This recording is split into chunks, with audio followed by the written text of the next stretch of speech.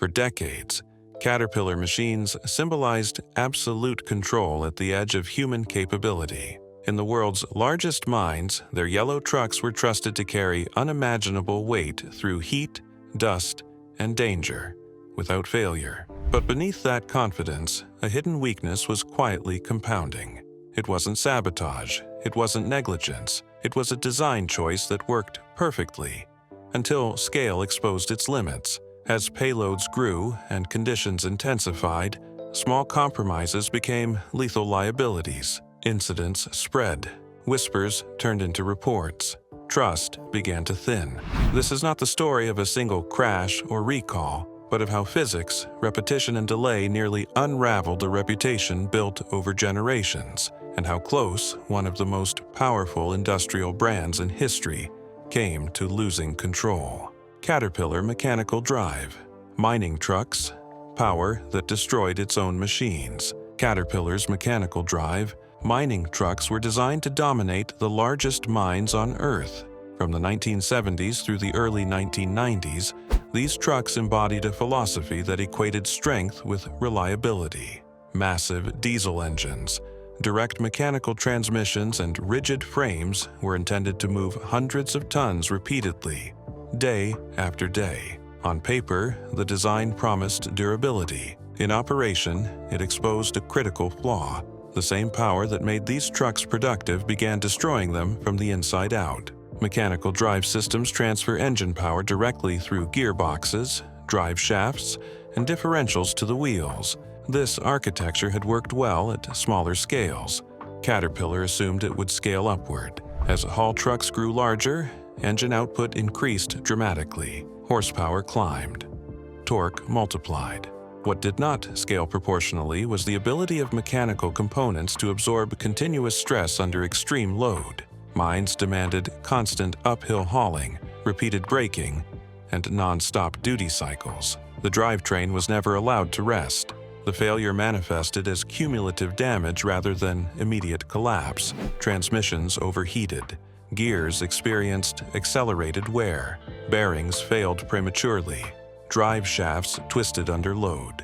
Differentials cracked. These were not isolated defects. They appeared across fleets operating under similar conditions in open pit mines worldwide. Maintenance crews reported recurring rebuilds at intervals far shorter than design projections. The machines were powerful enough to destroy their own drivetrains. Frame rigidity compounded the problem. Caterpillar prioritized stiff frames to maintain stability under heavy payloads. However, rigid structures transferred shock directly into drivetrain components instead of dissipating it. Each uneven haul road, braking event, or load shift sent stress spikes through gearboxes and axles. Over time, microfractures formed. Catastrophic failures followed without warning. Trucks broke not because operators misused them, but because the design assumed ideal operating conditions that did not exist in real mines. Brake systems revealed another dimension of the flaw. Mechanical drive trucks relied on service brakes and engine braking to control descent on long-haul roads. As payloads increased, braking systems struggled to dissipate heat. Brake fade became a recurring hazard. Operators reported loss of stopping power on downhill grades. Runaway trucks were not theoretical risks. They occurred. When control was lost, consequences were severe. Equipment was destroyed. Operators were injured or killed. My infrastructure was damaged. Field reports accumulated. Mine operators documented repeated downtime, rising maintenance costs, and safety incidents linked to drivetrain and braking failures. Some mines began limiting payloads below rated capacity to reduce stress. Others shortened haul cycles or imposed speed restrictions. These operational workarounds reduced productivity and undermined the very reason the trucks existed. Caterpillar's selling point became a liability. Internally, engineers recognized the limitations of mechanical drive at extreme scale. Electric drive systems, which used generators and electric motors instead of direct mechanical transmission, offered inherent advantages. They distributed torque more smoothly, reduced mechanical shock, and handled continuous heavy loads more effectively. competitors began adopting electric drive for ultra-class trucks. Caterpillar hesitated. Transitioning meant abandoning a core design philosophy and admitting that mechanical drive had reached its limit. The delay carried consequences. As failures mounted, Caterpillar faced reputational risk. Mining companies questioned long-term reliability. Contracts became harder to secure. Competitors emphasized electric drive as safer and more durable. Caterpillar's insistence on mechanical systems appeared increasingly outdated. The flaw was no longer hidden. It was visible in maintenance logs, accident reports, and cost analyses. Lawsuits and insurance claims followed incidents involving brake failures and drivetrain breakdowns. While many cases were settled quietly, the financial impact accumulated. More damaging was the erosion of trust. Mines operate on thin margins and long timelines. Equipment that cannot be relied upon for decades is a liability. Caterpillar's dominance in mining equipment was no longer guaranteed. Eventually, the company adapted. Electric drive trucks entered Caterpillar's lineup through development and acquisition. Mechanical drive systems were gradually phased out at the largest scales. The shift stabilized performance and reduced catastrophic failures. But the transition came after years of losses, accidents, and strained relationships with customers. The near destruction was not dramatic or sudden. It unfolded through repetition. Power exceeded design tolerance. Stress accumulated. Machines failed predictably. The flaw was not that Caterpillar lacked engineering expertise. It was that the company believed strength alone could overcome physical limits. Mechanical drive mining trucks did exactly what they were designed to do. They delivered power relentlessly. What they could not do was survive their own output under real-world conditions. In that mismatch between ambition and physics, Caterpillar came close to losing its position at the top of the mining industry. The lesson was brutal. At extreme scale, more power is not resilience. Without systems designed to absorb, distribute, and control that power, strength becomes self-destructive. For Caterpillar, recognizing that truth came just in time. Rigid frames and frame cracking, when steel could not absorb its own load. Caterpillar's dominance in heavy equipment was built on a belief that rigidity equaled strength. For decades, the company engineered machines with exceptionally stiff frames designed to resist deformation under massive loads. In smaller equipment, this philosophy delivered durability and predictable performance. When applied to ultra-class mining trucks, it produced a dangerous contradiction. Steel that refused to flex also refused to survive. Frame cracking became the silent failure that nearly destabilized Caterpillar's mining truck program. Open-pit mining imposed forces far beyond laboratory assumptions. Haul trucks operated continuously under full payload, traversing uneven haul roads, steep grades, and sharp transitions between loaded climbs and empty descents. Each cycle introduced torsional stress, bending moments, and shock loads into the chassis. Caterpillar frames were designed to resist these forces through stiffness rather than controlled flex. The assumption was simple. If the frame does not bend, it will not fail. Reality proved otherwise. Rigid frames transferred stress instead of dissipating it. When a truck crossed uneven ground, the frame could not accommodate differential wheel movement. Instead of flexing slightly to absorb the load, stress concentrated at weld joints, crossmembers, and suspension mounting points. Over thousands of cycles, microscopic fractures formed. These cracks were invisible at first, buried beneath paint and structural components. They grew incrementally, accelerated by vibration, temperature changes, and payload variability. The failure mode was insidious. Trucks did not collapse dramatically in early stages. They continued operating while cracks expanded beneath the surface. Maintenance crews often discovered damage only during major inspections or after secondary failures occurred. By then, structural integrity was compromised. Repairs required extensive welding, reinforcement plates, or complete frame replacement. Downtime increased sharply. Costs escalated. Entire fleets became unreliable. Frame cracking was not confined to a single model or site. Similar damage patterns appeared across multiple Caterpillar mining truck lines operating in different regions. Mines in North America, South America, Australia, and Africa reported comparable issues.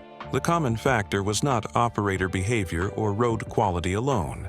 It was the interaction between rigid frame design and real-world mining conditions. Caterpillar's engineering philosophy prioritized predictable geometry under load. Flex was viewed as loss of control.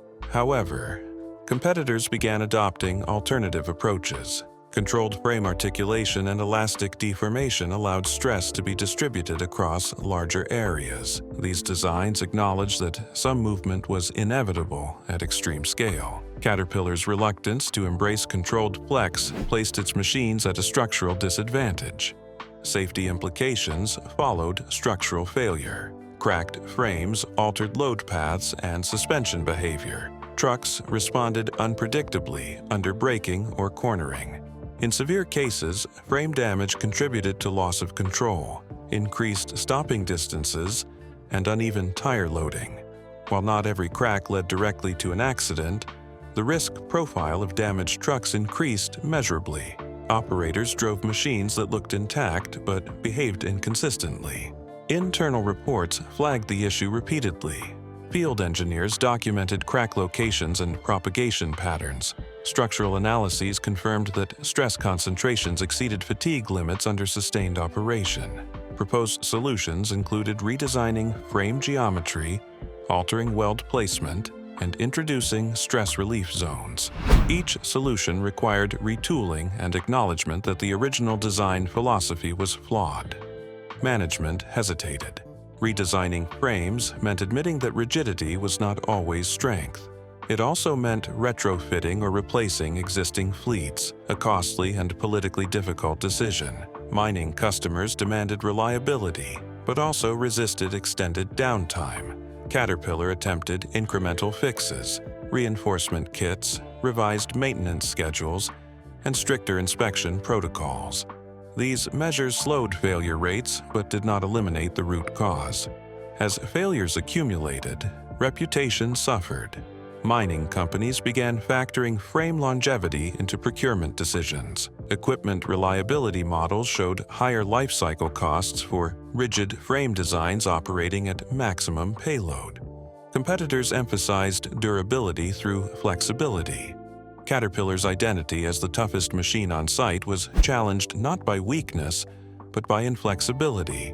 The turning point came when controlled flex was no longer optional.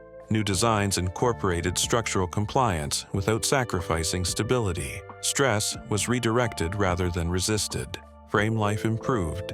Crack rates declined. The solution validated what the failures had already proven. Steel does not need to be immovable to be strong.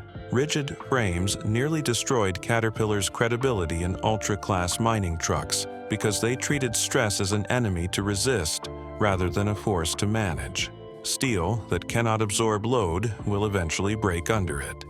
The cracks were not anomalies. They were the inevitable outcome of a design philosophy pushed beyond its limits. The lesson was structural, not cosmetic. Strength without flexibility is fragility at scale. Caterpillar survived by relearning that truth before the fractures spread beyond steel and into the brand itself. Break, fade at scale. The design flaw that turned haul roads into kill zones. In ultra-class mining trucks, braking is not a secondary system. It is the final barrier between control and catastrophe. Yet for decades, Caterpillar's mechanical drive haul trucks carried a design vulnerability that became increasingly lethal as truck size and payload grew. Break, fade at scale turned haul roads into kill zones. Not because operators made mistakes, but because the machines could not shed heat fast enough to stop themselves. Break fade occurs when braking components overheat and lose effectiveness. Friction materials degrade, hydraulic systems lose pressure efficiency, and stopping distances increase dramatically. In passenger vehicles, this is dangerous. In mining trucks weighing hundreds of tons, it is often fatal. Caterpillar's early and mid-generation haul trucks relied heavily on service brakes mismatched to the energy demands of downhill, fully loaded operation. The physics were unforgiving. A loaded mining truck descending a grade converts massive gravitational potential energy into kinetic energy that must be dissipated as heat. On long-haul roads with sustained slopes, braking is continuous, not intermittent. Caterpillar's brake systems were designed around assumptions that failed at scale: shorter downhill runs, consistent road quality, and ideal operator braking behavior. Real mines violated all three. As truck sizes increased, payloads rose faster than braking capacity. Frame strength and engine output scaled upward, but thermal management lagged behind. Service brakes absorbed heat faster than it could be dissipated. Temperatures climbed beyond design limits. Brake linings glazed. Fluids boiled. Pedal response softened, then disappeared. Once fade began, recovery during descent was rare. Operators often had little warning. Early signs were subtle: reduced bite, longer stopping distances, delayed response. By the time failure was obvious, the truck was already committed downhill. Mechanical drive systems lacked sufficient redundancy. Engine braking and retarders existed, but were frequently undersized or overwhelmed under full load. When service brakes failed, there was often nothing left. The consequences were brutal. Runaway trucks accelerated uncontrollably. Operators steered into berms or dumped loads in desperation. Some trucks breached barriers. Others struck equipment, buildings, or personnel. Fires erupted as overheated brakes ignited components. Survivability was low. These were catastrophic events, not isolated mishaps. Investigations repeatedly traced causes to brake thermal overload. Inspections revealed burned friction material, warped rotors, and compromised hydraulics. Data logs showed braking demands exceeding system capacity for extended periods. The pattern was consistent across regions. It was not misuse. It was underdesigned at scale. Caterpillar engineers understood the limitations. Analyses showed stopping energy increasing exponentially with payload and grade length. Proposals emerged to expand retarding capacity, improve heat dissipation, and reduce reliance on service brakes. Implementing them required fundamental redesign. Larger brakes added weight. Cooling systems added complexity. Each solution carried cost implications. In the interim, Caterpillar relied on procedural controls. Operators were trained to manage speed and use retarders correctly. Haul road design emphasized grade limits and escape ramps.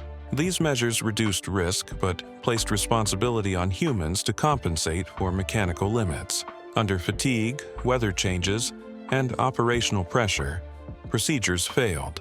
Competitors adopted integrated braking solutions more aggressively. Enhanced electric retarding, improved thermal management, and greater redundancy reduced reliance on service brakes. Caterpillar's mechanical drive architecture, once praised for simplicity, became a braking liability. Mines noticed differences. Procurement decisions began reflecting downhill control, not just payload. Brake fade incidents carried reputational damage beyond immediate losses. Each runaway increased insurance costs, scrutiny, and downtime. Equipment linked to braking failures became harder to justify. Caterpillar's image as the toughest option was challenged by physics that could not be negotiated. The turning point came when failures were recognized as predictable outcomes of scale without proportional thermal control. Caterpillar invested in improved retarders, redesigned brake packages, and tighter system integration. Newer generations addressed heat dissipation directly rather than relying on operator mitigation. Brake fade at scale exposed a fundamental truth: power and payload cannot outpace stopping capability. Energy must be managed, not hoped away. Caterpillar survived by rebalancing that equation, but only after steel, heat, and gravity demonstrated the cost of delay. All roads became kill zones when braking was treated as an accessory instead of a core structural system. Caterpillar endured by correcting that imbalance, late, but before the flaw destroyed more than machines. Transmission. Overheating, the failure Caterpillar could not hide. Transmission. Overheating became one of the most damaging and visible failures in Caterpillar's ultra-class mechanical drive mining trucks. Unlike frame cracks or brake fade, Overheating could not be explained away as terrain, operator error, or isolated misuse. It was measurable, repeatable, and increasingly unavoidable as payloads grew. When transmissions overheated, trucks did not merely degrade. They stopped, burned, or destroyed themselves in full view of mine operators, forcing Caterpillar to confront a flaw it could no longer manage quietly. Mechanical drive haul trucks rely on massive transmissions to convert engine power into controlled wheel torque. These systems operate under extreme load, particularly during uphill hauls with fully loaded beds. As truck size increased through the late 20th century, torque demands rose sharply. Engines became more powerful, frames stronger, and payloads heavier. Transmission thermal capacity, however, did not scale at the same rate. Heat generation outpaced heat rejection. Overheating occurred when internal friction, fluid shear, and torque multiplication generated more heat than cooling systems could remove. In early and mid-generation Caterpillar trucks, transmission oil cooling relied on assumptions that no longer held true. Moderate duty cycles, predictable haul profiles, and sufficient airflow.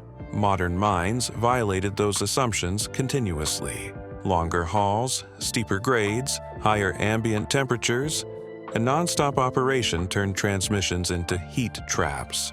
The failure mode was progressive but unforgiving. As oil temperatures rose, viscosity dropped, lubrication degraded, clutch packs slipped, bearings lost film strength. Once internal temperatures crossed critical thresholds, damage accelerated rapidly.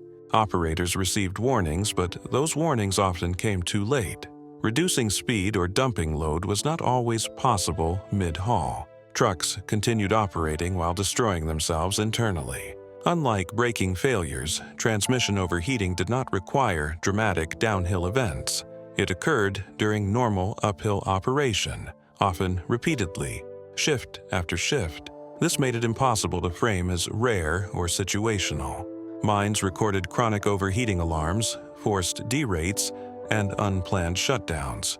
Trucks spent more time parked than hauling. Availability dropped. Production targets suffered. Catastrophic failures followed predictable patterns. Burned clutch packs fused together. Gear teeth spalled or fractured. Seals failed, dumping oil onto hot surfaces and igniting fires. In extreme cases, transmissions seized under load, locking drivetrains and stranding trucks on active haul roads. Recovery operations introduced secondary hazards as disabled trucks blocked traffic or required towing under unsafe conditions. Maintenance teams recognized the pattern quickly. Oil analysis showed repeated thermal degradation. Component lifespans fell far below projections. Rebuild intervals shortened dramatically. Mines that depended on mechanical drive fleets saw maintenance costs rise sharply, often exceeding savings gained from simpler drivetrains. Transmission shops became bottlenecks, and spare unit inventories ballooned. Caterpillar engineers were aware of the issue. Internal testing confirmed that thermal margins were insufficient under modern operating conditions. Proposals included larger oil coolers, increased fluid capacity, improved airflow management, and revised control logic to limit torque under high-temperature conditions. Each fix addressed part of the problem, but none fully resolved it without significant redesign. The core challenge was architectural. Mechanical drive transmissions concentrated heat generation in a single system responsible for torque conversion, modulation, and delivery. As payloads grew, that concentration became a liability. Electric drive competitors distributed load differently, reducing thermal stress on mechanical components. Mines began comparing downtime statistics, not just payload ratings. Caterpillar attempted mitigation through operational controls. Software updates limited torque in certain conditions. Operators were trained to manage throttle application carefully. Haul road designs were modified to reduce sustained grades. These measures reduced incidents, but did not eliminate overheating. They also shifted responsibility onto operators and mine planners to compensate for hardware limits. The visibility of transmission failures made concealment impossible. Burned trucks, stranded haulers, and repeated rebuilds were witnessed by customers daily. Unlike internal memos or legal settlements, overheated transmissions left physical evidence. Mines documented losses in reports and procurement reviews. Confidence eroded. Reputational damage followed. Caterpillar's mechanical drive simplicity, once a selling point, became associated with thermal fragility at scale. Customers questioned whether the architecture had reached its practical limit. Some fleets reduced orders.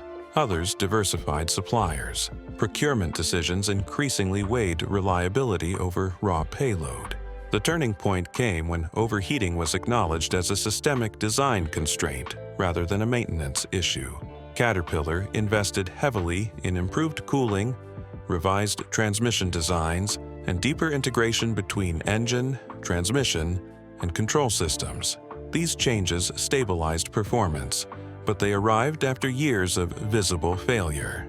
Transmission overheating was the flaw Caterpillar could not hide because it manifested openly, repeatedly, and expensively. It shut trucks down in the middle of production and forced customers to absorb the consequences. The machines did not fail quietly. They failed in heat, smoke, and lost tonnage. The lesson was unavoidable. Power without thermal control is not strength. It is delayed failure. Caterpillar endured by confronting that reality, but only after transmission overheating exposed the limits of mechanical drive growth in the harshest possible way. Mine site, deaths and equipment, fires, warnings from the field. Long before internal reviews and engineering revisions forced change, the most serious warnings came from mine sites themselves. Deaths and equipment fires involving Caterpillar haul trucks were not abstract risk indicators or theoretical failure modes. They were lived events recorded in incident logs, coroner reports, insurance investigations, and shutdown orders. Each incident carried the same message. The machines were exceeding their own design limits and the field was paying the price. Mine sites are unforgiving environments. Ultra-class trucks operate continuously, often 24 hours a day under full load. Heat, dust, vibration, and grade compound every mechanical weakness. When design margins disappear, consequences escalate quickly. For Caterpillar's mechanical drive mining trucks, transmission overheating, brake failures, and frame stress did not remain isolated technical issues. They cascaded into fires, loss of control, and fatal accidents. Equipment fires were among the earliest and clearest warnings. Overheated transmissions leaked oil onto exhaust components. Brake systems ignited accumulated debris. Hydraulic lines failed under thermal stress. Once fires started, suppression options were limited.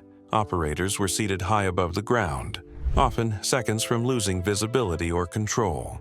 Escape routes were narrow. In several documented cases, operators were unable to exit cabs before smoke and heat overwhelmed them.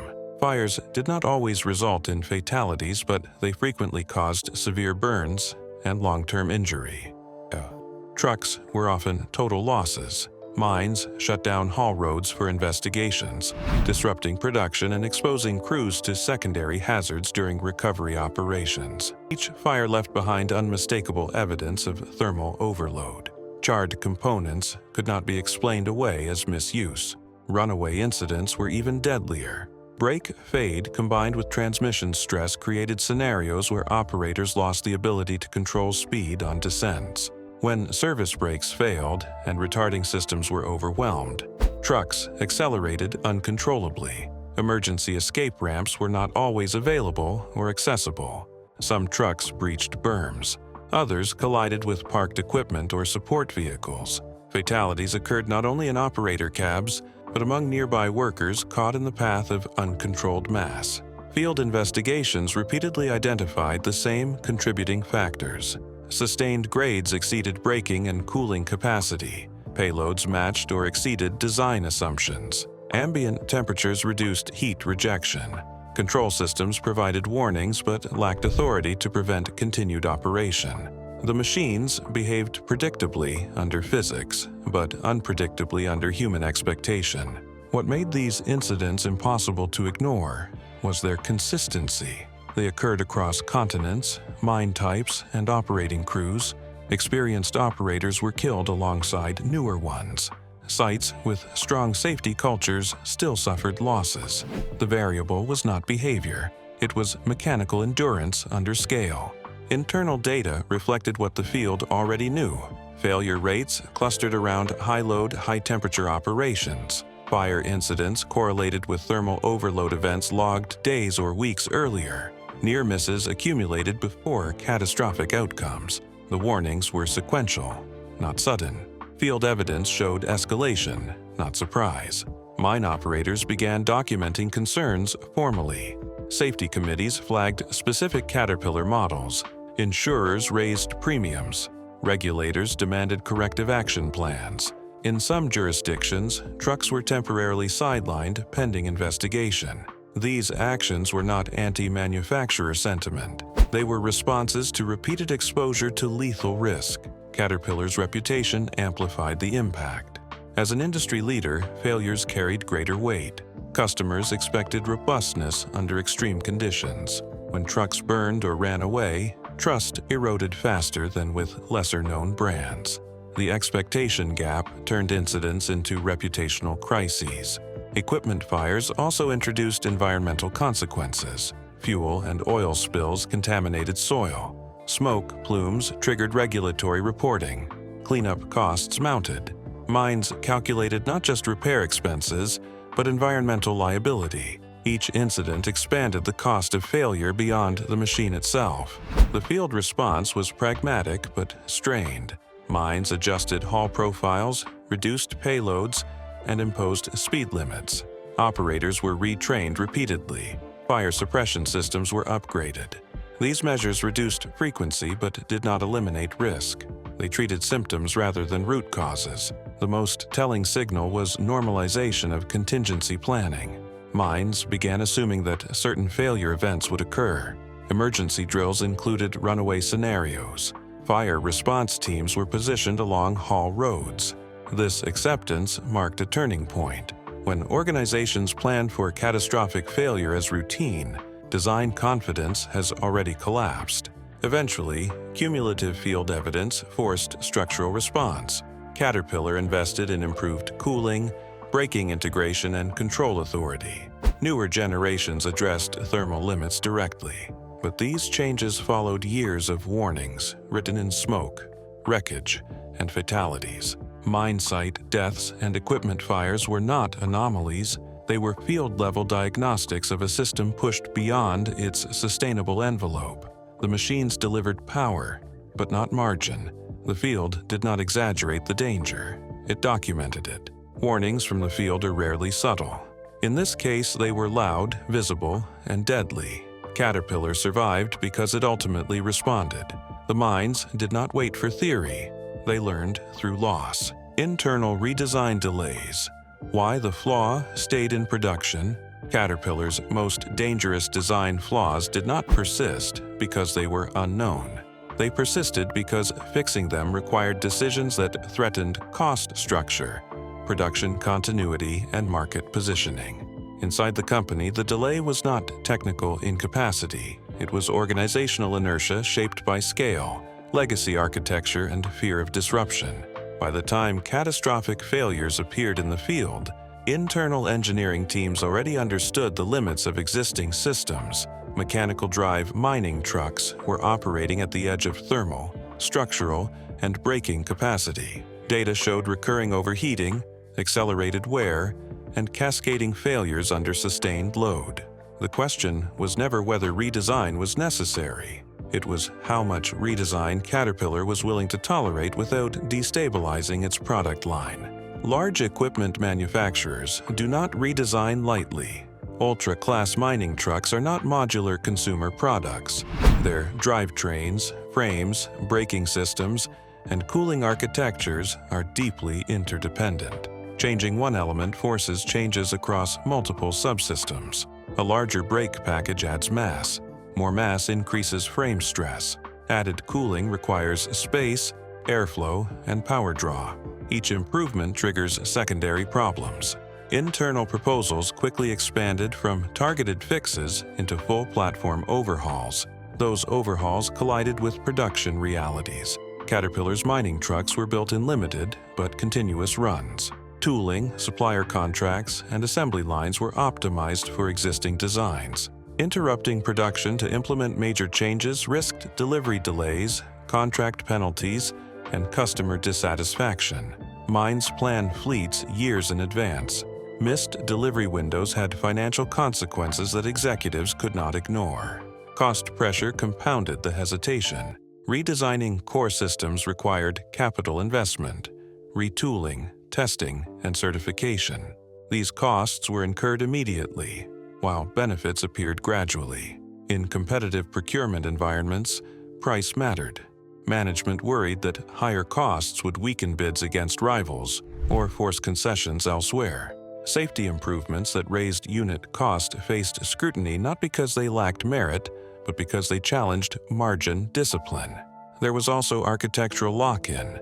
Caterpillar's mechanical drive systems were foundational to its brand identity. They were known for robustness, simplicity, and serviceability.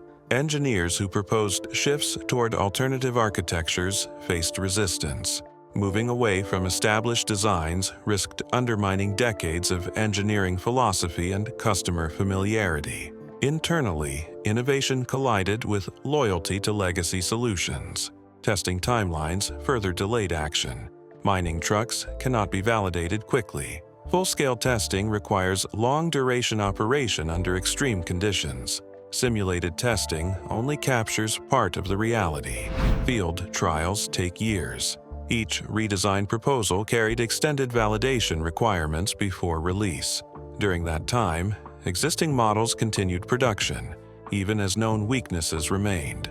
Organizational structure slowed escalation. Engineering teams identified problems. Safety teams documented incidents. Field service relayed customer complaints, but responsibility diffused across departments. No single unit owned the Flaw end-to-end. Issues moved through committees, review boards, and approval layers. Each step reduced urgency. What was immediate in the field became incremental in headquarters. Legal considerations added another break. Acknowledging a design flaw formally created liability exposure. Internal language was carefully managed. Problems were framed as operational limits, maintenance sensitivity, or environmental challenges rather than defects. Redesigns were positioned as enhancements, not corrections. This cautious posture slowed decisive action, but reduced short-term legal risk. Meanwhile, procedural controls filled the gap. Operator training, haul road guidelines, payload restrictions, and monitoring systems were emphasized. These measures shifted responsibility onto mines and operators, allowing production to continue unchanged. Procedural mitigation was cheaper and faster than structural redesign. It was also less effective under real-world variability. The most dangerous aspect of delay was normalization. As incidents accumulated without immediate redesign, risk became accepted. Fires, overheating events, and runaway scenarios were treated as known hazards rather than unacceptable failures. Internal urgency dulled. Redesign remained in progress while production advanced. Competitor pressure eventually forced movement. As rival manufacturers integrated stronger retarding systems, improved thermal management, and more resilient architectures, Caterpillar's delay became visible in comparative performance. Customers began asking harder questions. Insurance and regulatory scrutiny intensified. At that point, redesign shifted from optional to unavoidable. When change finally came, it was extensive. Systems were rebalanced. Heat dissipation was prioritized. Control logic gained authority. These changes validated what engineers had known years earlier. The flaw had not disappeared on its own. It had been tolerated. Internal redesign delays did not stem from ignorance or malice. They stemmed from the friction of scale. Large machines built by large organizations change slowly, even when danger is known. In this case, the cost of delay was paid in damaged equipment, lost trust, and human lives. The flaw stayed in production because the system that built it was optimized for continuity. not interruption. Safety improvements required disruption. Disruption was resisted until the evidence became impossible to contain. Lawsuits, recalls, and quiet settlements, containing the damage. When catastrophic failures moved from isolated incidents to recognizable patterns, Caterpillar's response entered a new phase. Engineering debate gave way to legal strategy. The question was no longer how to eliminate the flaw, but how to contain its consequences without destabilizing the company. Lawsuits, selective recalls, and quiet settlements became the primary tools for damage control. Mining accidents involving haul trucks rarely stay private for long.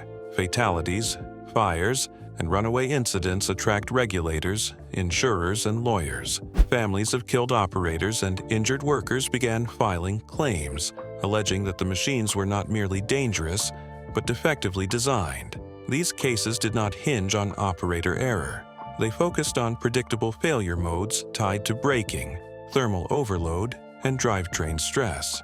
Once plaintiffs framed the problem as foreseeable, the legal risk escalated rapidly.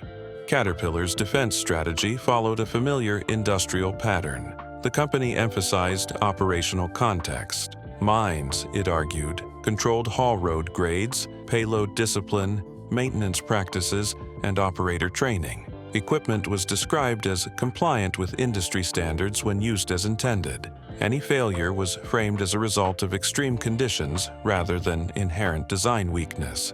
This narrative was consistent, disciplined, and legally cautious.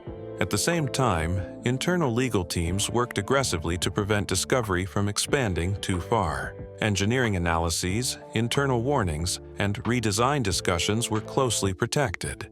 Settlements were favored over trials, not because cases were unwinnable, but because trials created records. Records created precedent. Precedent created cascading liability. Quiet resolution limited exposure. Recalls were used sparingly and strategically. Full recalls of ultra-class mining trucks were impractical.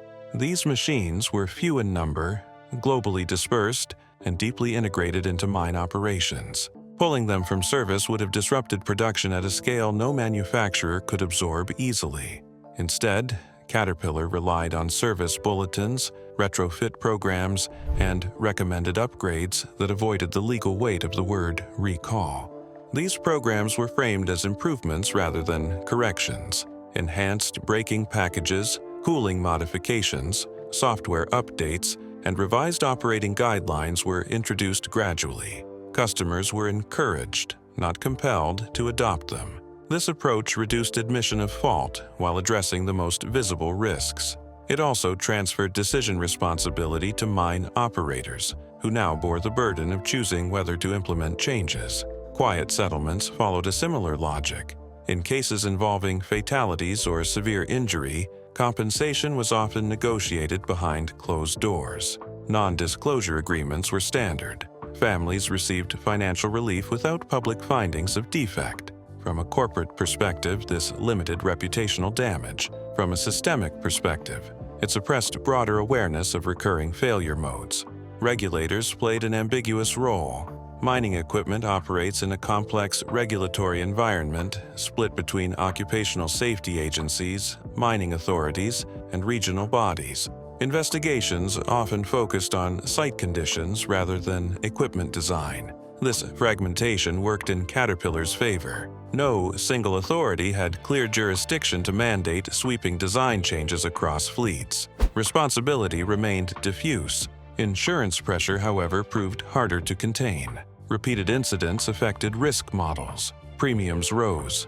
Underwriters demanded more documentation and mitigation measures. Mines began asking manufacturers pointed questions about braking redundancy, thermal margins, and failure history. Equipment selection shifted subtly. Safety performance became a procurement factor alongside payload and fuel efficiency. Caterpillar responded by strengthening its safety narrative. Marketing emphasized continuous improvement, operator training partnerships, and commitment to zero harm. Public messaging avoided reference to past failures, focusing instead on future innovation. Internally, safety teams gained more influence, but always within the constraints of legal exposure management. The most delicate balance involved timing. Acting too aggressively risked signaling that earlier machines were unsafe.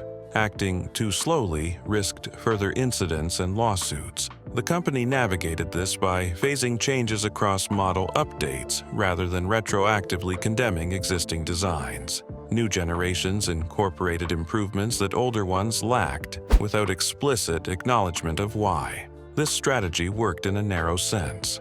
Caterpillar avoided mass recalls, crippling judgments, and regulatory shutdowns. The brand survived. But containment came at a cost. Trust eroded quietly among some customers. Operators remembered incidents even when records did not. Minds adjusted procedures to compensate for machine limitations rather than relying on inherent safety. The lawsuits never produced a single defining verdict. Instead, they formed a background pressure that reshaped design priorities indirectly. Safety improvements accelerated not because courts demanded them outright, but because continued silence became too expensive to maintain. In the end, damage was contained, not erased. The combination of legal defense, selective upgrades, and quiet settlements prevented collapse, but it also delayed reckoning. The machines improved. The past remained unresolved. For Caterpillar, the episode demonstrated a hard truth of industrial risk. You can manage liability quietly, but physics keeps records even when courts do not. Containment can protect a company. It cannot undo the consequences of delay. Near collapse. How one design decision nearly broke Caterpillar's reputation. For most of the 20th century, Caterpillar's reputation was built on a single promise. Its machines did not fail when others did. Strength, durability, and control defined the brand. That reputation was nearly undone not by competition, but by one internal design decision that allowed scale and power to outpace safety. The crisis did not erupt overnight. It accumulated quietly, incident by incident, until the gap between brand image and operational reality became impossible to ignore. The decision itself was not reckless in intent. Caterpillar's commitment to mechanical drive systems in ultra-class mining trucks was rooted in simplicity, serviceability, and proven durability. Mechanical drive had worked reliably at smaller scales for decades. As mining operations demanded larger payloads and longer haul roads, Caterpillar scaled the same architecture upward. Engines grew more powerful. Frames grew heavier. Payloads expanded dramatically. Critical safety systems, however, scaled incrementally rather than proportionally. This imbalance became visible first in the field, not in boardrooms. Mines reported brake failures, drivetrain overheating, fires, and runaway trucks on long descents. These were not edge cases. They occurred under normal operating conditions in large open pit mines. Investigations consistently pointed to the same root issue: energy management at scale. The machines could generate and carry enormous energy, but they could not reliably dissipate it under sustained load. Each incident alone was survivable reputationally. Mining is dangerous work, and accidents are often attributed to site conditions or operator behavior, but patterns emerged. Similar failures occurred across regions, climates, and operators. Insurance companies noticed. Regulators asked questions. Customers compared notes. The narrative that Caterpillar machines were inherently safer began to fracture. The reputational risk escalated because Caterpillar's brand was not just about performance, it was about trust. Mines selected Caterpillar equipment precisely because failure was assumed to be unlikely. When haul trucks became associated with runaway incidents and equipment fires, that assumption weakened. Safety managers began factoring brand risk into procurement decisions. Equipment choice became not just an engineering decision, but a reputational one for mine operators themselves. Internally, the tension was severe. Engineers recognized the limitations of existing designs. Thermal margins were thin. Brake systems were operating near or beyond design limits under sustained downhill loads. Drive train stress accumulated faster than expected. Fixing these issues required fundamental redesign: larger retarders, better heat dissipation, different drive architectures. These changes were expensive, complex and slow. Management faced a dilemma. Acknowledging a design flaw risked legal exposure and customer backlash. Continuing production without decisive change risked more incidents. The company chose a middle path. Incremental improvements were introduced. Service bulletins, operating guidelines, and optional upgrades addressed symptoms without declaring a core defect. Public messaging emphasized training and site design rather than machine limitations. This approach slowed the crisis but did not eliminate it.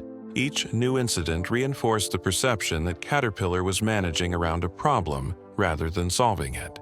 Competitors capitalized quietly, emphasizing integrated braking systems and energy management as selling points.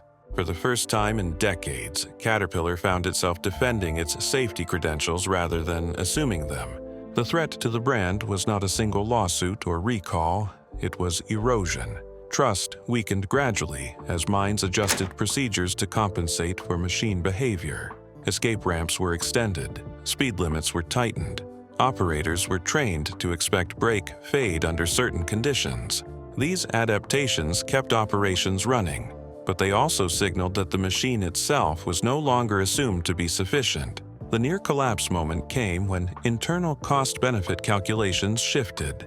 Insurance pressure increased. Settlement costs accumulated. More importantly, future sales were at risk. Large mining companies operate on long-term planning cycles.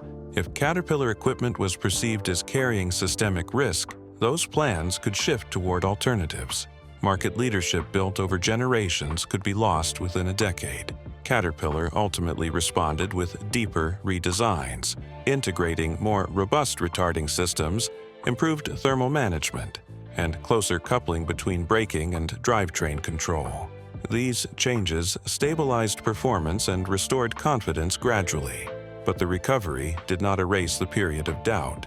Within the industry, the episode became a case study in how scale can expose hidden assumptions.